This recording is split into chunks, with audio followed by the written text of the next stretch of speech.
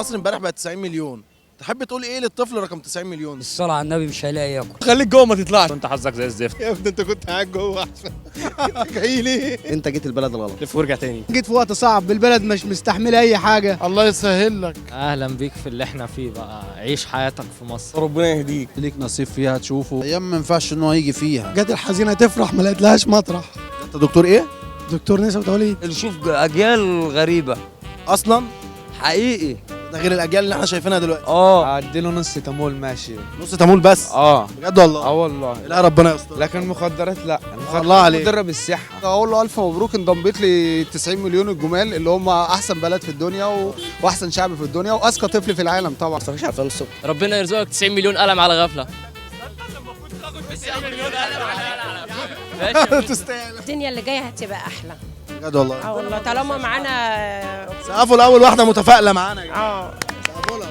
نورت مصر. اهلا بيك في مصر، بلد النيل وال 7000 سنه حضاره. ربنا يخليك لامك وابوك قريب مرتضى منصور؟ لا طبعا انا قريب السيسي. ما يمشيش غلط وما يشربش اي حاجه ولا مكيفات ولا الكلام ده، عشان كل ده بيبوظ الصحه. ربنا يخليك يا طفل. يا طفل. اقول ربنا يشفيه وربنا يخليه لاهله. تشفيه ليه؟ وعشان هو مريض. مريض ليه؟ هما جايبينه امبارح على التلفزيون مريض. الطفل اللي هو 90 مليون. اقسم بالله؟ والله. ما شاء الله ان هو يجي في الايام دي خالص. ما كان يجي امتى؟ لما الدنيا تتعدى. يعني ممكن مثلا بكره الصبح؟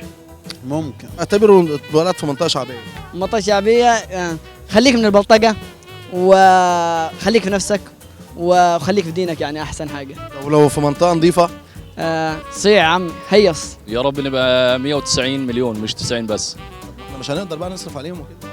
لا، ورزقكم في السماء وما توعدون. عشان يجي برضه زي الصين واليابان والعالم دول يعني، ورغم ان هم اكتر مننا بس سابقنا بعلمهم وبشغلهم. السلسله دي يا درش؟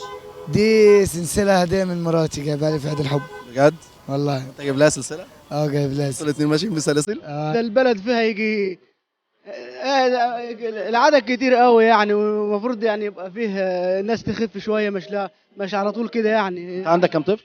انا عندي 5. ممكن أخش لوكيل نيابة أقول له ده أنا خروف ومعايا عروين برسيم. يعني ايه بقى معناها ايه؟ واحد كده جايبينه من الشارع، الحكومه تعمل له مخدرات. ده اسمه خروف. ده اسمه خروف كده. والبرسيم ده اللي هو ايه؟ ده البرسيم، الحاجة اللي اللي ياكلها. انت معكش بقى سيجارتين؟ سيجارتين لا ايه؟ عليك. سيجارتين ايه؟ سيجارتين برسيم. بقول لك بتدفعوا لا ما بندفعش. بس.